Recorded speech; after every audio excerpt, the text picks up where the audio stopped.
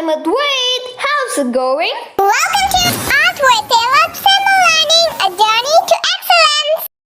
Show and tell object nature. Good morning, my dear teacher and my dear friends. I'm Adinath. Today I would like to show and tell about my object. And this is my object, nature. Nature is one of the most amazing and the greatest blessing for the human life.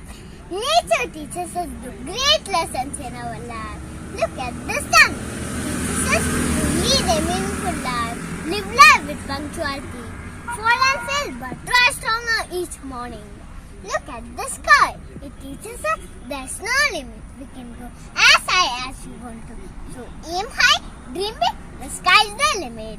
Look at the mountain. It teaches us to stand strong in every situation. So my dear friend, stand strong and never give up. Look at the tree. If you trust on it, it will give us fruits. It teaches us giving and forgiving. Look at the river, fearless and flowing. It teaches us to keep flowing to achieve our goals and our dreams. So my dear friends, nature teaches us the great lessons in our life.